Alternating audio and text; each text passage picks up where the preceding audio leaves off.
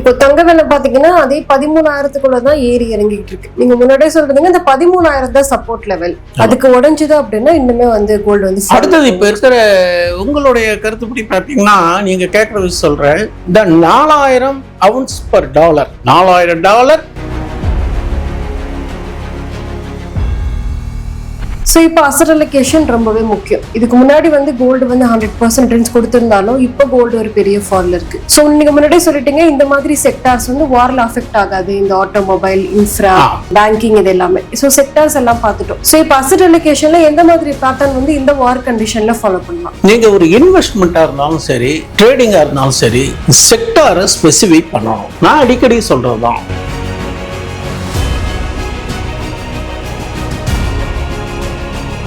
அவங்க அங்க எங்க வர்த்தகம் ஆகிக்கிட்டு இருக்கு அப்படிங்கறத நம்ம முன்கூட்டியே தெரிஞ்சுக்கிட்டா,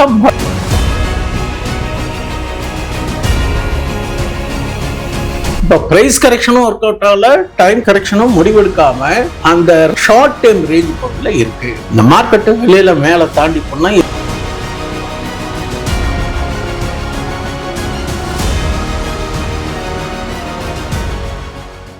கட்டுமானத்தின் வலிமை, கட்டிடங்களின் பாதுகாப்பு. ஸ்ரீ துர்கா டிஎம்டி கம்பிகள். TVR garden signature living T Nagar இப்போ திருவள்ளூருக்கு வந்தாச்சு. Near D Mart on new bypass road, Tiruvallur நகராட்சிக்குட்பட்டது. பிளாட் 20 லட்சம் முதல். கான்டாக்ட் 9955511814. நியூஸ் கஃபே நேயர்களுக்கு வணக்கம். இன்னைக்கு நம்ம கூட பினான்சியல் பிளானர் கோவை விஸ்வநாதன் அவர்கள் தான் ஜாயின் பண்ணிருக்காங்க. வாங்க பேசலாம். வணக்கம் சார்.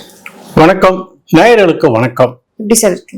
நல்லா இருக்காங்க, நல்லா இருக்கு சார். இப்போ மார்க்கெட்டுமே வந்து இந்த வார்னால ரொம்ப ஃபால்ல வந்து போயிட்டு இருக்கு.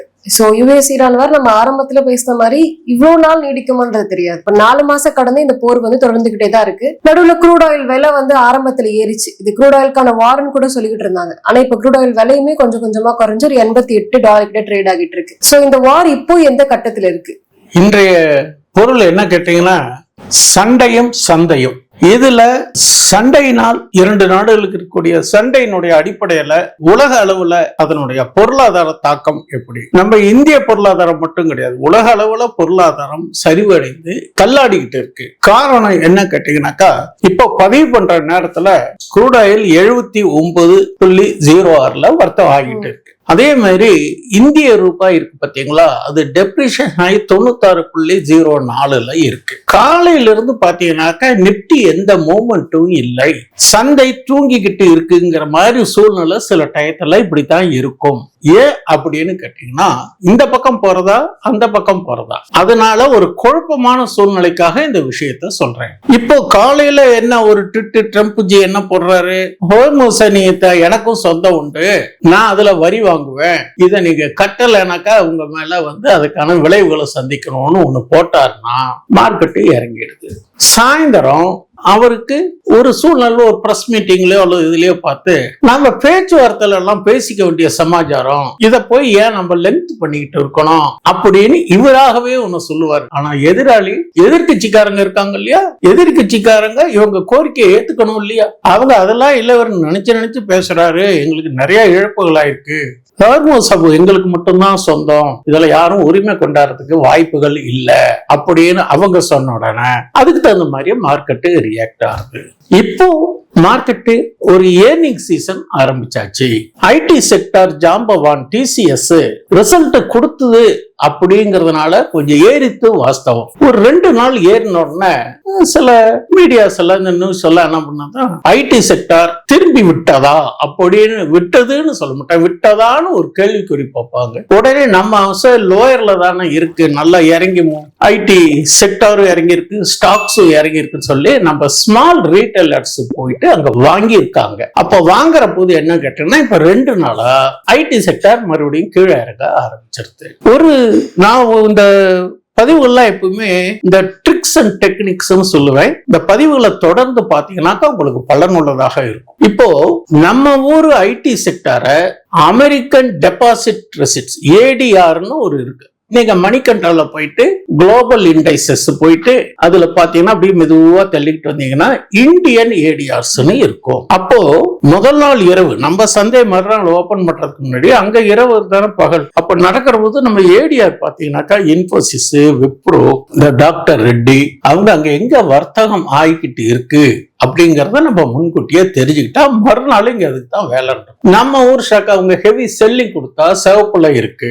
அப்போ இங்கேயே நமக்கு மறுநாள் காலையில ஓப்பனிங்ல ஐடி செக்டர் வீக். இப்ப 2 நாளா மறுபடியும் வீக் ஆயிடுது. அப்போ அந்த செய்தியின் அடிப்படையில போய் வாங்கின ரீட்டைலர்ஸ் டிராப்பிங் மார்க்கெட்ல செக்டாரை ஃபாலோ பண்ணணும். நம்ம மார்க்கெட்டை பொறுத்தவரையிலையும் நம்ம operators, foreign institutional, domestic institutional எல்லாமே என்ன பண்றாங்கன்னா செக்டர் ரொட்டேஷன்ஸ். இன்னைக்கு ஒரு செக்டார் அப்படியே தூக்கிட்டு போவாங்க மேல. நாம உடனே என்ன பண்ணுவோம், அது ஏறி எடுத்து நினைச்சு போய் வாங்குவோம், மறுநாள் அதை விட்டுருவாங்க, அடுத்த செக்டார் ஏறும். அப்போ நீங்க ஸ்டாக்கை செலக்ட் பண்ணணும் அப்படின்னா அதுக்கு சில விஷயங்கள் நான் சொல்றேன். எந்த செக்டார் வீக்கா இருக்கு, தொடர்ந்து 2-3 நாள் வீக்கா இருக்குன்னு பாருங்க. அதுல நல்ல ஃபண்டமெண்டலி ஓரியன்டட் ஸ்டாக்ஸை போய் நீங்க செலக்ட் பண்ணலாம்.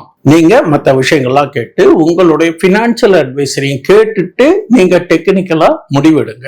ஃபண்டமெண்டல் அப்படின்னா முதலீட்டாளர்கள் ஃபண்டமெண்டல் பார்க்கணும். ஃபண்டமெண்டல் அப்படின்னா இந்த ஆடிட் ரிப்போர்ட்ஸ், பேலன்ஸ் ஷீட் எல்லாம் ஒரு குவார்டர்லி ஏர்னிங்ஸ் கொடுக்குறாங்க பாத்தீங்களா, அத நல்ல ஆடிட்டருக்கு கருத்தாழமுக்கு ஆராய்ந்து சொல்லுவாங்க. நீங்க ஒரு ஸ்டாக்கை இன்வெஸ்ட் பண்ணணும்னா கைண்ட்லி அப்ரோச் யுவர் ஆடிட்டர்.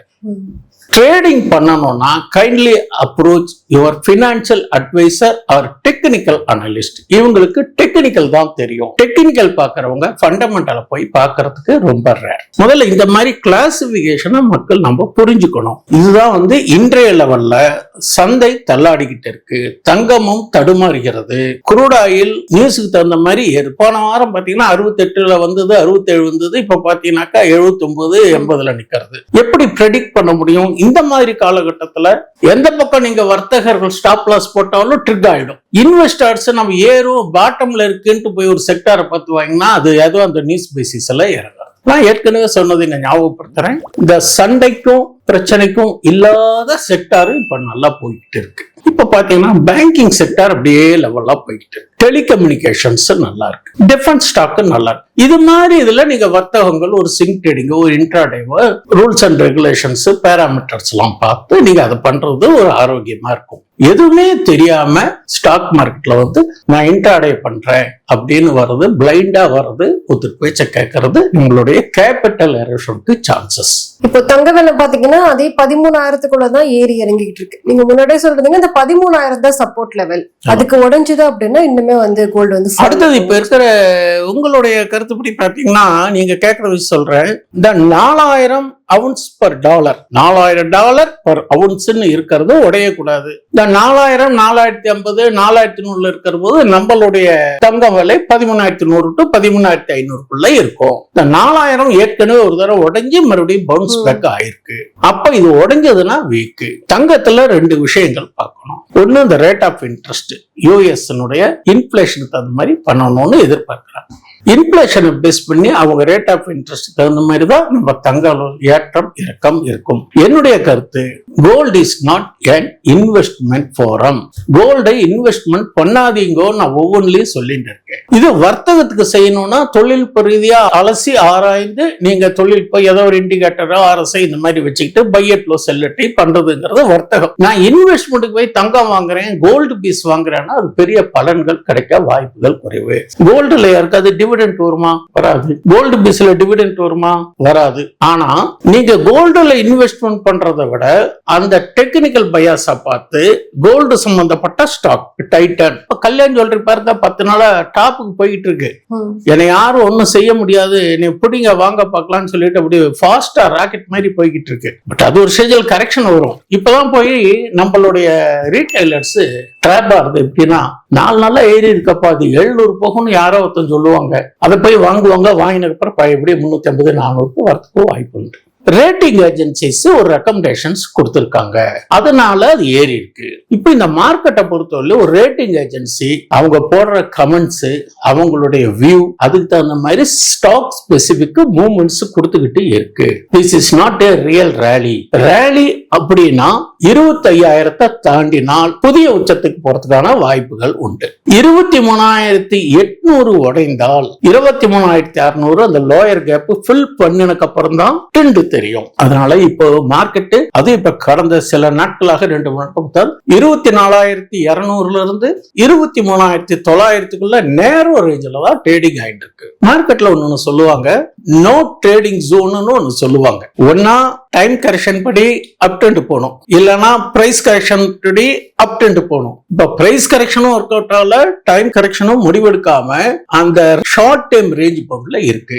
இந்த மார்க்கெட் வெளியில மேல தாண்டி போனா 24,500 தாண்டணும் டே குளோசிங்ல. 23,800 வந்தால் எச்சரிக்கையாக இருக்க வேண்டிய காலம். இதுதாங்க நடக்கும். ரெண்டாவது, அந்நிய முதலீட்டாளர்கள் வாங்கிறாங்கன்னு சில கருத்துக்கெல்லாம் சொல்லுவாங்க. ஒவ்வொருத்தருக்கும் ஒவ்வொரு ஸ்டைல் ஆஃப் கைடன்ஸ் இருக்கும். சில பேர் எடுத்துக்கிட்டீங்கன்னா இன்று பங்குச்சந்தையினுடைய கதையை பார்ப்போம், முடிஞ்சதை பேசுவாங்க. இன்னைக்கு அந்நிய முதலீட்டாளர்கள் இப்படி பண்ணினாங்க அப்படி பண்ணாங்க. நமக்கு அந்நிய முதலீட்டாளர் பத்தி ஒரு ரீட்டைல் ட்ரேடர்ஸ்க்கு அந்நிய முதலீட்டாளருக்கு என்ன பிரச்சனை? அவன் எந்த ஸ்டாக் வாங்குறான்னு உங்களுக்கு தெரியாது, அவங்க என்னத்தை விற்கிறாங்கன்னு தெரியாது. பட் அவங்க கேஷ்ல விற்பாங்க, F&O போய் வாங்குவாங்க, IPOல வாங்குவாங்க, பாண்டுல பண்ணுவாங்க. பட் காமனா உங்களுக்கு பை செல் மட்டும்தான் காமிக்கிறாங்க. அதே மாதிரி நம்ம டொமஸ்டிக் இன்ஸ்டிடியூஷனல் எதை வாங்குறாங்க எதை விற்கிறாங்கன்னு யாருக்கும் தெரியாது. அந்த மாச கடைசியில தான் தெரியும். அப்ப அவன் வாங்கியிருக்காங்கன்னு போய் நீங்க வாங்கினீங்கன்னா அவங்க ப்ராஃபிட் புக் பண்ணுவாங்க. மார்க்கெட்னால என்னன்னு கேட்டீங்கன்னா, ஒருத்தர் செல் பண்ணினா ஒருத்தர் வாங்க போறாங்க, வாங்கினவங்க லாபம் கிடைச்சி அடுத்தவன்கிட்ட கொடுக்கறது அவனுக்கு செல்.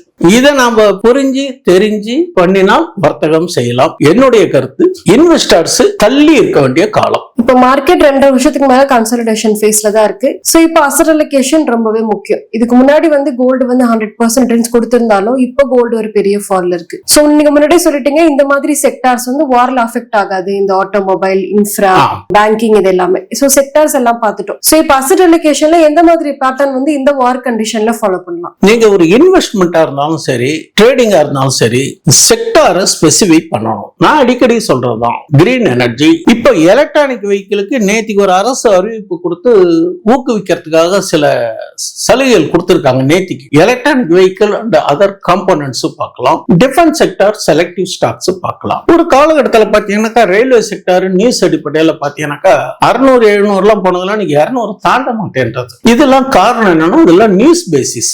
பட் இன்னைக்கு semiconductor stock, electronic vehicle, green energy, இதுல 3 செக்டார் மட்டும் இந்த ஒரு 2-3 வருஷத்துக்கு அதுதான் இப்ப எதிர்காலத்துலங்கிறது எனது புரிதல். இதுல நீங்க நல்ல செக்டார் எடுத்து உங்களுடைய நான் சொன்ன மாதிரி இன்வெஸ்ட்மெண்டா இருந்தா நல்ல ஆடிட்டர் கட்டினா அவங்க அந்த பேலன்ஸ் ஷீட் எல்லாம் பார்த்து அனலைஸ் பண்ணி சொல்லுவாங்க. கூட டெக்னிக்கலும் தெரிஞ்சு செய்யணும். அப்படி செய்யற போது இதுல பகுதியாக நீங்க இன்வெஸ்ட்மெண்ட் பண்ணுங்க. கூடுமானவர்ல இன்வெஸ்ட்மெண்ட்டை தவிர்த்துடுங்க.